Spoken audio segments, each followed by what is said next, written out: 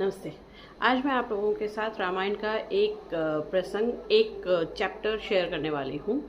और इसके बारे में मुझे तो बहुत लेट पता चला था। मैं जिन लोगों ने रामायण पढ़ी होगी शायद उन्हें इसके बारे में पता होगा। बट मैं जो आपको अभी कहानी सुनाने वाली हूँ, मुझे भी ये सुन के बहुत ही आश्चर्य हुआ था। रीज़न कि हम जिस काल की बात कर रहे हैं उसमें उसी वक्त में या राम राज्य में ही ऐसा होना पॉसिबल था।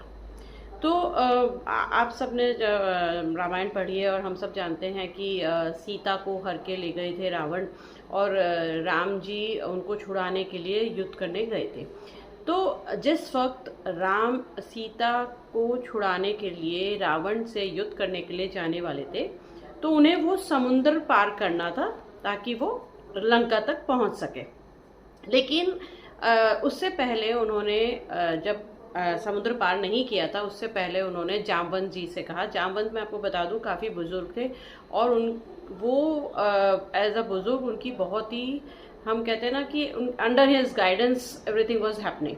तो राम जी ने कहा जामवंत जी से कि मैं ये युद्ध शुरू करने से पहले एक पूजा करना चाहता हूँ।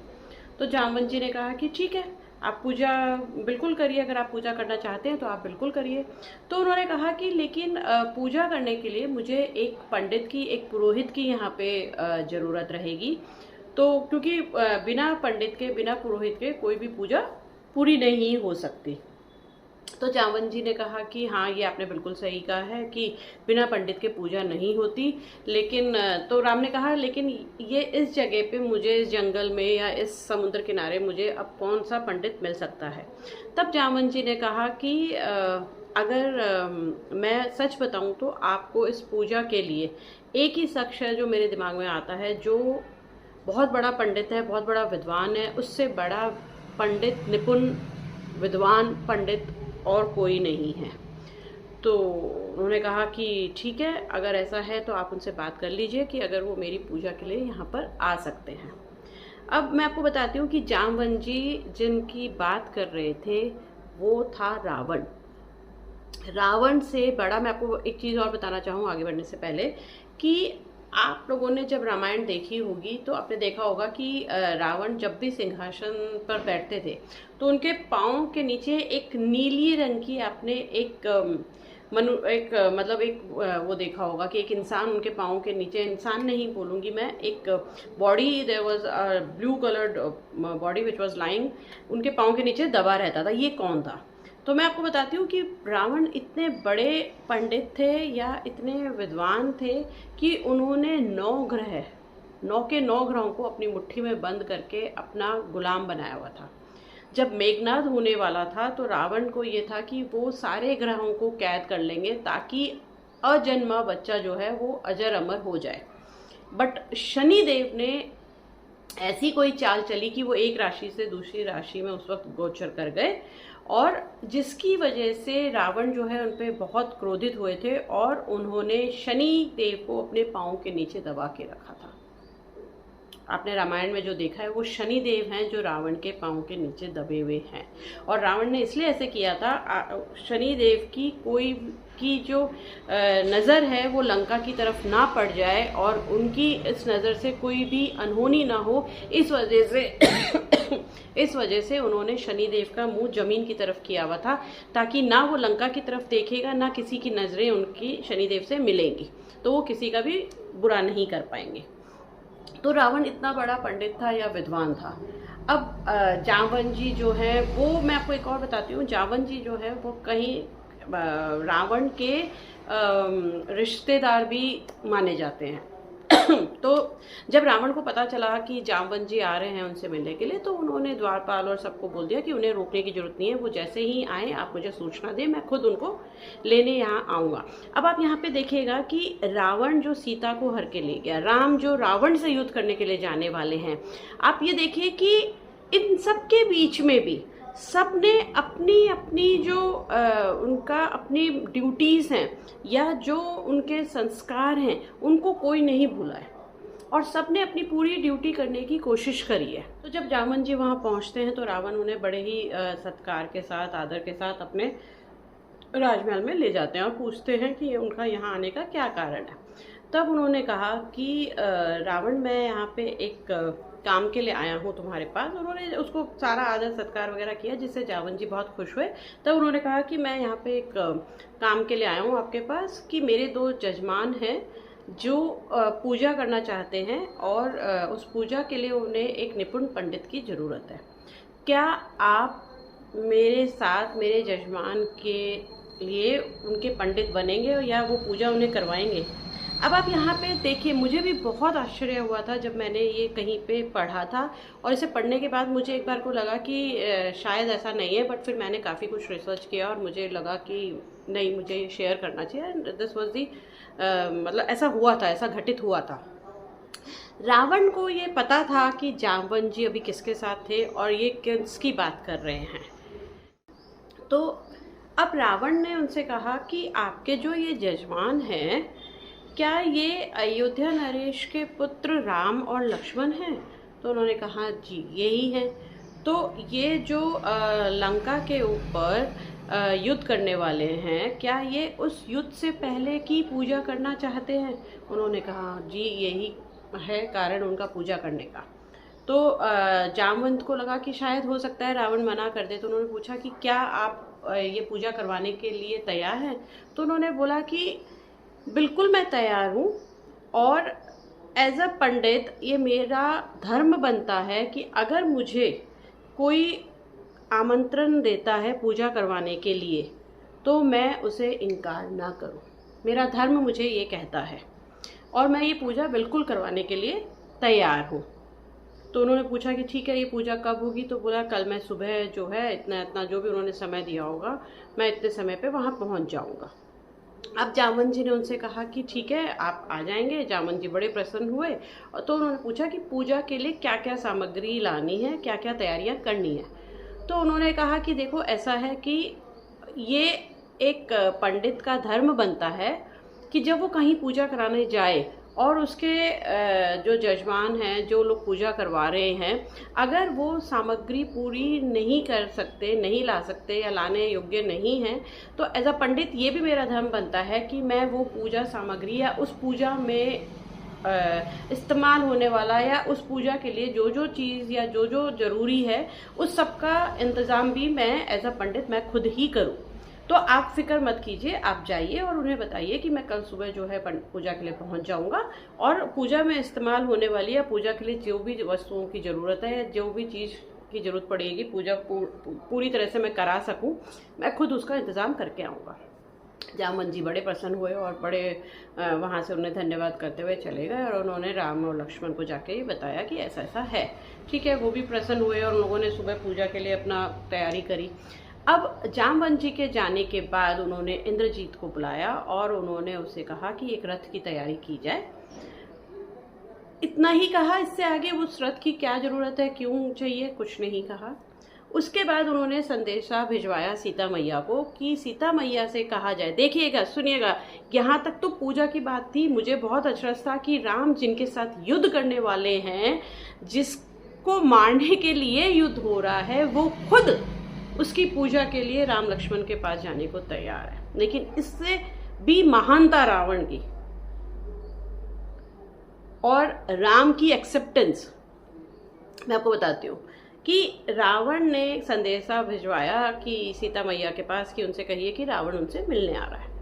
तो ठीक है, रावण जब वहाँ पहुँचा तो सीता मैया से उन्होंने कहा कि तुम्हारा पति जो है वो लंका पे युद्ध करने वाला है और उसके लिए उन्होंने एक पूजा रखवाई है, लेकिन श्री राम जो हैं वो विवाहित हैं, और कोई भी पूजा में अगर कोई विवाहित पुरुष बैठता है तो वो पूजा जब तक संपूर्ण नहीं हो सकती जब तक वो अपनी पत्नी के साथ उस पूजा में ना बैठे।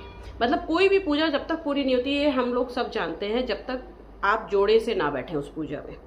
तो कल सुबह रथ आएगा, आप सुबह नहा धो के तैयार हो जाइएगा। ये कपड़े उन्होंने बोला मैंने भिजवाए हैं आपके लिए, साफ सुथरे अच्छे नए कपड़े, आप इन कपड़ों को धारण करिएगा और उस रथ के अंदर बैठ जाइएगा। बट एक चीज़ का याद रखिएगा कि मैं आपको यहाँ से कहते हैं ना, बंदी जो बनाया हुआ था उन्होंने सीता को, मैं आपको यहाँ से फ्री कर रहा हूँ केवल और केवल उस पूजा के लिए।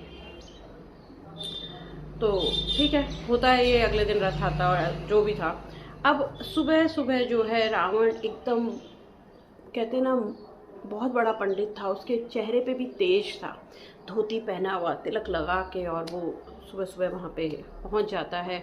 और वहाँ पे जो है मिट्टी का शिवलिंग बनाया होता है राम ने, और जो है पूजा के लिए वो उनको बैठाते हैं। राम और लक्ष्मण दोनों रावण के पांव छूते हैं, क्योंकि यहाँ पे रावण जो है वो उनका पंडित बन के आया था, पुरोहित बन के आया था, जो उन्हें पूजा कराने वाला था। तो आप देखिए, रावण अपना धर्म पूरा कर रहा है, पर राम और लक्ष्मण भी अपना धर्म पूरा कर रहे हैं। बहुत बहुत बहुत ही सरप्राइजिंग था जब मैंने इस प्रसंग को सुना या पढ़ा था। उन्होंने पाँव छुए और पूजा जो है वो शुरू होती है, स्टार्ट होती है। अब पूजा के बीच में रावण उनसे कहते हैं कि, रामचंद्र जी से पूछते हैं कि आप विवाहित हैं? बोले जी मैं विवाहित हूँ। तो बोले कि आप अपनी पत्नी को बुलाइए।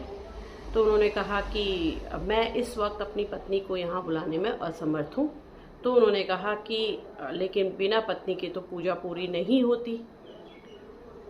तब रावण ने जामवंत जी से कहा कि आपको याद है मैंने आपसे क्या कहा था, कि एज अ पंडित ये मेरा फर्ज बनता है, मेरा धर्म बनता है कि मैं जिनके यहाँ पे पूजा कराने जा रहा हूँ, अगर वो अपनी पूजा के लिए पूरी तैयारी करने में या सामर्थ्य नहीं है, तो मेरा फर्ज है कि मैं उसकी तैयारी करूँ। और उस वक्त वहाँ पे सीता जी को लाया जाता है, और सीता जी रामचंद्र जी जोड़े के साथ उस पूजा को पूरी करते हैं। ये अभी यहाँ ख़त्म नहीं हुआ है। ये दो ऐसे सरप्राइजेस थे मेरे लिए, या मेरे को, मतलब हम रावण को हमेशा हमने एक खराब और बुरा इंसान ही माना है, पर आप यहाँ देखिए कि रावण सही था, गलत था, कौन सही कौन गलत, मैं इसके बारे में कुछ नहीं कह रही हूँ। मैं भी मतलब ये पूरी बात मतलब मानती हूँ कि सीता को हर के ले गए वो गलत था। लेकिन मुझे ये प्रसंग इतना खूबसूरत लगा कि किस तरीके से दोनों ने, चाहे वो श्री रामचंद्र जी थे या रावण था, उन्होंने अपने अपने संस्कार, अपना धर्म पूरा किया। इस कहानी का, इस प्रसंग का आखिरी खूबसूरत पार्ट सुनिए कि जब ये पूजा पूरी हो गई, तो आपने भी देखा होगा और आप लोगों ने भी, जब घर में पूजा कराते हैं और जब हम पूजा पूरी हो जाती है तो हम अपने पंडित जी के पांव छूते हैं, उनसे आशीर्वाद लेते हैं। और यही राम और लक्ष्मण ने भी किया। जब पूजा संपूर्ण हुई, उन्होंने रावण के पांव छुए और उनसे आशीर्वाद लिया, और रावण ने उन्हें आशीर्वाद दिया कि आपने जिस कार्य के लिए ये पूजा करवाई है, मैं आपको आशीर्वाद देता हूँ कि आपका वो कार्य पूर्ण हो, आपको उस कार्य में सफलता मिले, आप उस कार्य में विजयी हो। जबकि रावण को पता था कि उसी के साथ युद्ध करने के लिए, सीता को उनसे बचाने के लिए या सीता को वहाँ से लाने के लिए राम जी ने ये पूजा करवाई है। पर उसका as a Pandit, as a पुरोहित, जब उसने पूजा कराई है तो ये उसका फर्ज था कि वो उनको आशीर्वाद दे और विजयी होने का आशीर्वाद दे, और रावण ने वो दिया। और तो रावण ने कहा कि राम ने कहा कि आपने ये पूजा करवाई है और मैं इसके लिए आपको धन्यवाद देता हूँ और मैं आपको दक्षिणा देना चाहता हूँ। रावण ने कहा कि इस सुनसान जगह पे, और तुम खुद जंगल में थे, तुम्हारे पास खुद के पास कुछ नहीं है, तुम मुझे क्या दक्षिणा दोगे? बोला कि जिस तरीके से आपने अपना फर्ज निभाया है, मेरा फर्ज है, और कोई भी पूजा जब तक आप पंडित को दक्षिणा ना दें पूर्ण नहीं होती। जितना मेरी कैपेसिटी है वो मैं आपको दक्षिणा दूंगा। दक्षिणा छोटी बड़ी नहीं होती। आप बताइए मैं आपको क्या दे सकता हूँ। अब सुनिएगा रावण ने दक्षिणा में क्या मांगा। रावण ने दक्षिणा में कहा कि ठीक है, मैं आपसे एक वचन लेता हूँ एक वचन मांगता हूँ। उन्होंने कहा ठीक है, कि जिस वक्त मेरा आखिरी समय हो, जिस वक्त मैं अपने प्राण त्यागूं, मेरी नज़रों के सामने आप दोनों रहिएगा। बस यही मेरा दक्षिणा होगी। और राम ने उन्हें ये वचन दिए और दक्षिणा। तो ये है एक बहुत ही खूबसूरत रामायण का एक पार्ट। और मैं ये मानती हूँ कि ये चीज़ आज भी हमारी लाइफ में हमें फॉलो करना चाहिए। नो मैटर आपके रिलेशन किसी के साथ, फैमिली में, फ्रेंड्स में, किसके साथ कैसे हैं, लेकिन आप जिस रोल में हैं, आप मदर हैं, आप फादर हैं, आप ब्रदर हैं, आप सिस्टर हैं, आप कुलीग हैं, आप फ्रेंड हैं, आप बॉस हैं, whatever relation you are in, whatever role, आपके मतभेद एक अलग जगह हैं और एज अ रोल आप जो प्ले कर रहे हैं उस रिलेशन में, उसे पूरा करना आपका कर्तव्य है।